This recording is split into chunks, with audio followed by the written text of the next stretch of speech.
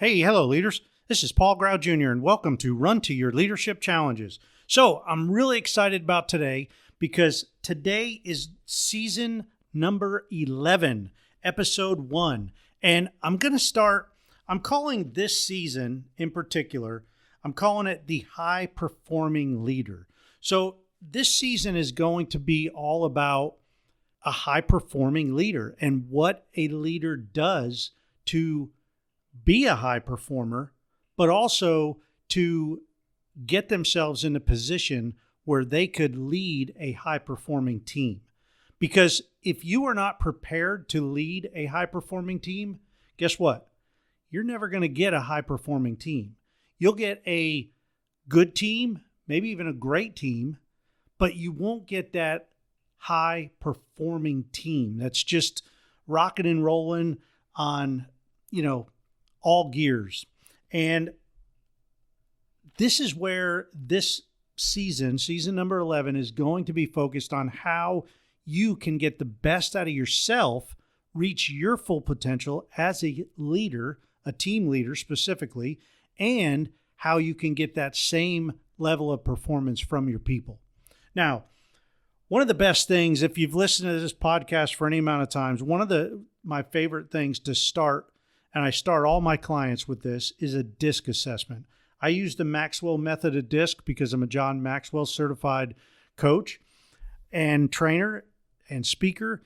And I love the DISC that they use, the assessment, because it really breaks down these 3 different areas, because there's 3 graphs that it measures. And the one graph is your natural self. Another graph is the mask. It tells you what mask that you put on when you're in public. And then the third graph tells you basically how you see yourself. Well, if all these graphs, all 3 of these match up very closely, that's an indicator that you are very comfortable in your job and your life, and you are just doing what you're made to do. All right. You're using your God-given talent, your God-given gifts, your strengths. You're leading the way you're made to lead. You're communicating the way you can communicate. You're able to communicate with your team and others around you in their language because you understand people.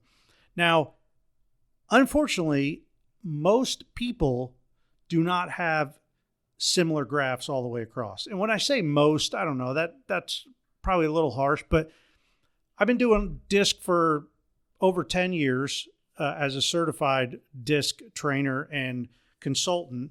And I've been familiar with the DISC for probably 25 years because I took it every 3 to 4 years in the Air Force. I'd take another assessment.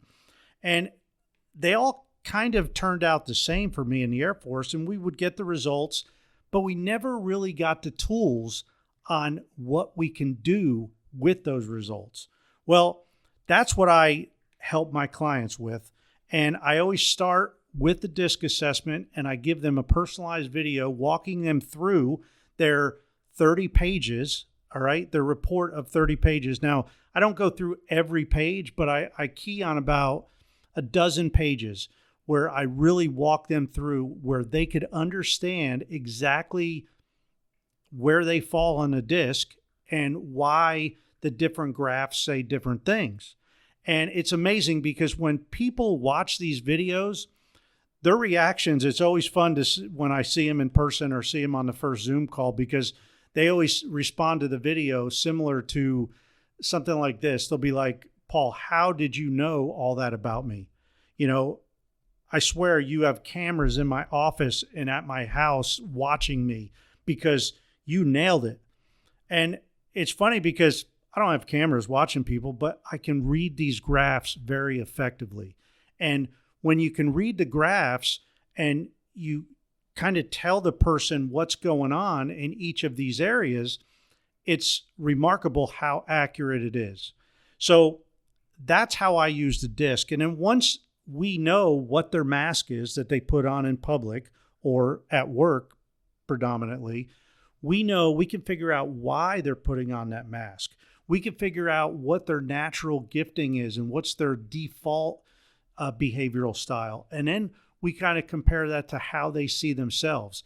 And after about a year or so, it's always cool to see them take that assessment again, because then the graphs are, if they're doing what we're coaching them through and what they're training them through, they're seeing that they're masking their strengths and their leadership abilities and their work capabilities. And that is preventing them from reaching their full potential. Because if you're masking your strength, you're never going to reach your full potential. So that's a preview of kind of what we're going to deal with this season, in season number 11. But I'm going to be focused primarily on the high-performing leader, okay? And that is a high-performing leader that is going to be able to lead high-performing teams. And the thing I'm going to introduce in this season is I am going to bring people on, and I'm going to be interviewing a lot more people. In the past, it's been very seldom that I've interviewed people. This season, I'm going to change that. I'll have a lot of solo shows, episodes like this one, where it's just me, but there's going to be a lot more episodes where I'm going to be interviewing people. We're going to be talking about high-performing leaders, high-performing teams, and also this is going to go very well with our other podcast, which I don't have any episodes on there yet. I have 2 introductory episodes, but that's called the High Performing Team podcast. And it's going to go really well because that's going to focus on the high performing team. This one's going to focus on the high performing leader and their qualities. The other one's going to be focused on the high performing team. So I'm going to get that up and going and rolling probably in a few weeks. And I'm going to try to get this podcast and that podcast to kind of mesh together, where if you're a high-performing team member, you can listen to the other one. If you're a high-performing leader, you can listen to this one. And if you have aspirations to be a high-performing team leader, by all means, listen to both of them, because you're going to get tips and tricks from both. I'm going to try to keep them all under 10 minutes, even with interviewing people. But with that said, there will be some longer shows. Like if I interview somebody and it goes 15, 20 minutes, I'll probably keep it in one episode. If I go longer than that, I may break it up into a couple of episodes, but I'm going to try not to go over 15 minutes. But I do see that a lot of people are really enjoying longer podcasts. So I may actually dabble around with the longer podcast every now and then. There's not going to be any fancy thrills and frills at the beginning with music and all this other intro. I've never had that, and I'm never going to. I am going to try to get right to the point, keep it simple, short, and stories that you can hopefully relate to. Hey, that's it for today. And come on back tomorrow, because tomorrow I'm going to be talking about a very interesting, high-performing leader. And what I realized in my career, and I would consider myself a high-performing leader now, or capable of being a high-performing leader. But there was times in my career that there is no way that I was, even though my team was high-performing. And I'm going to explain that tomorrow. So that's it for today. Come on back tomorrow, and until then, as always, run to your challenges. We'll see you.